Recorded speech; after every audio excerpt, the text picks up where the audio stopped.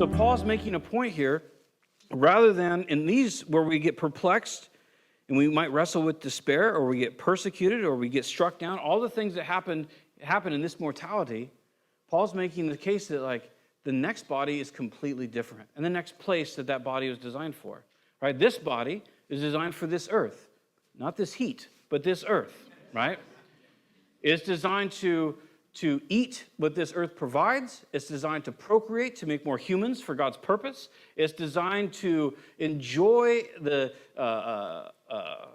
poetry. It's designed to enjoy a sunset. It's designed to enjoy a movie. It's designed to enjoy and to use what we have here, right? But it is corrupt and it's fading away. And Paul is saying this next body, it's not like that.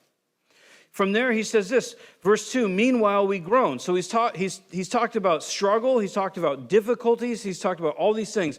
And so he's referring now and kind of summarizing and saying, meanwhile we groan. He's already talked about the meanwhile, right? And now he's just referencing back to it. Meanwhile we groan, longing to be clothed instead with our heavenly dwelling.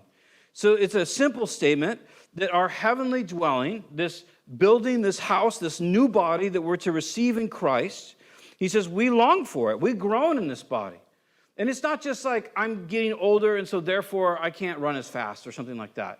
It's much more than that. It's what we experience in the body, but it's what we experience out of the body. It's what we experience in this world, not out-of-body experiences, but in the sense, things that happen around us.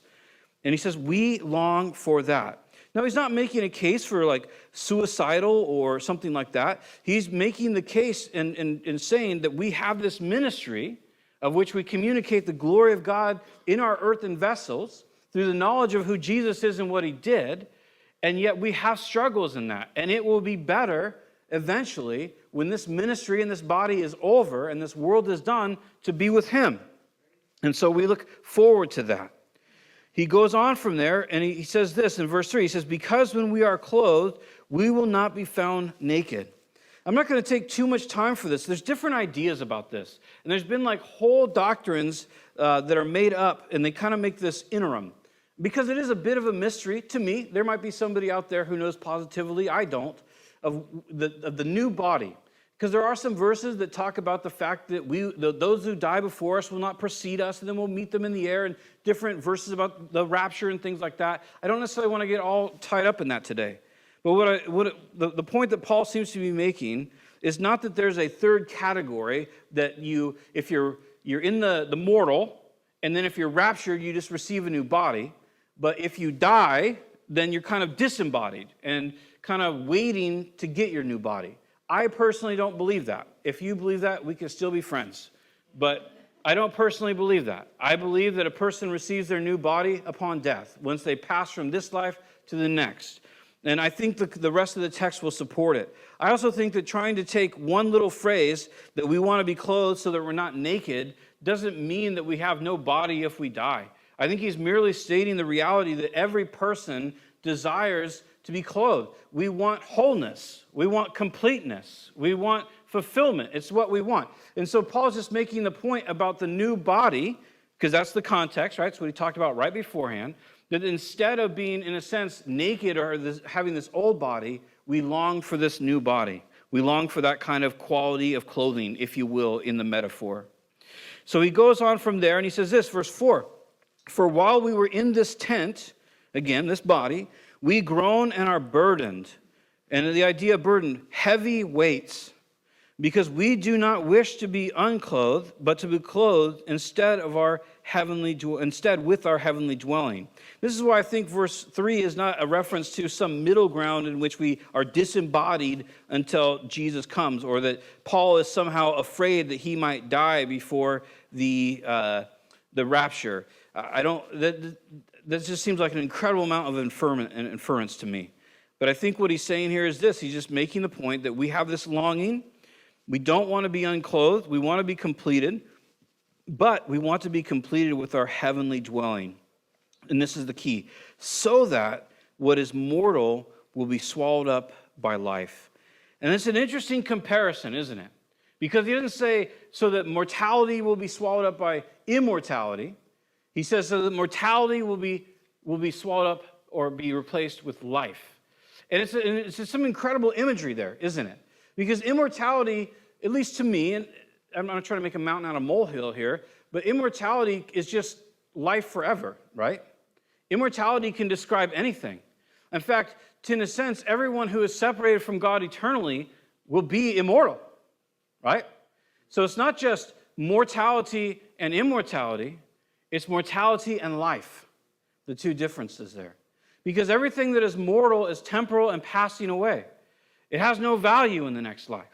Now, what was done here, that has value. But what is mortal is considered temporary and transitory, and it doesn't go into eternity. It can't live in eternity. This body couldn't be there in any kind of capacity. I mean, you have a couple times where evidently, one time where Paul says he was caught up on the Lord's day. But he says he was out of his body. It was a spiritual experience that he has.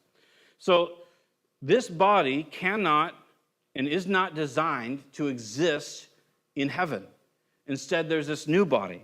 And this new body is described completely different in that it is life. And I think that you and I experience that. Like, we could talk about that. In the sense of, for example, in Ecclesiastes, it tells us that God has set eternity in the heart of man so that he can never basically figure out from the beginning to the end all that God has done. So there's this interesting idea that's set forth for us in Ecclesiastes, which is generally about the inaneness and the pointlessness of life outside of God. There's this idea that we have eternity inside of us. And eternity inside of us is why you and I are never satisfied on this earth. I would say that, unfortunately, speaking for myself, even as a Christian, that many times, maybe all the time for all unbelievers, but maybe a lot of the time for some of us believers, that we spend our life trying to be satisfied. We spend our life trying to feel fulfilled. And I think this is part of this is because there's a lack of discipleship oftentimes in a life. And that's not a blame statement or an angry statement. But a lot of times what happens as Christians, we get saved. And it's like, hey, congratulations, you're saved. And then we have baptism, you get baptized. It's like, hey, God bless you. And you're just kind of left to like float around Christianity. And then there's like, I don't know what you call them, like little taglines. Like, just make sure you're in church every time the doors are open. Keep a short account. You know, all these little taglines that get thrown out there. When in reality, we need to know how to walk with Jesus. So for many of us that were never taught that or didn't want to be taught that or whatever and everything in between, we get saved and we know that we have Christ, and occasionally we hear the Holy Spirit, but we're not super interested in following him because we're afraid of the cost, or it just doesn't seem always appealing to us. You know, C.S. Lewis, he put it this way. He says we're like little children that were it's the beginning of his essay, The Weight of Glory. He says we're like little children and we're playing with mud pies. You ever seen a kid play with mud pies? I was actually a freakishly weird kid. I hated mud and grass. So I never made mud pies, but it was not for righteousness' sake. It was just like, I don't know, I didn't like being sticky or something. But I've observed mud pies being made. Right? And for many of us, we made mud pies or whatever, sandcastles, fill in the blank. And so C.S. Lewis, he makes the point. He says, many of us as believers, we're like little children. When we're in the mud, when we're making mud pies, and our parents come to us, and he's English, and he says, our parents come to us and they say, hey, we want to take a holiday at sea. Go on a cruise. And as children, because a cruise is outside of our experience, we've never experienced it. We're like, okay, there's something to do with the ocean. There's like a boat. You know, but I can't relate to that idea. I've never been involved with that idea. I can't really comprehend that idea. Because that's oftentimes what heaven or even Jesus' life is like to us. We reject it. And we say, why would we go on a holiday at sea when I have this incredible mud pie? Right? I've been playing in the mud. It seems to be going okay so far. Why would I step into something new? And so it is for many of us where God says, hey, I have this life for you. Yes, there is the saying no to yourself. There's admitting the fallen nature and saying, I don't want to go there anymore. The death of Christ would work in us so that the life of Christ would be manifest out of us. So it's up to you and I to be willing to step out in faith and to say, no, I want more that God has for me. Even if it seems that it could be death in the beginning. Because for some of us, including myself, saying no to ourselves is the scariest possibility on the planet. To think that I could lose my identity, I could lose who I am if Christ asked something of me. To think that I could miss out on something in this life because Christ has something different for me. It can be a very, very scary thing. And yet in these comparisons, there's mortality, which is temporary and transitory, and there is life. And mortality, although created by God and corrupted by man, comes to an end, and a disgusting end that it is. And life only gets better and better.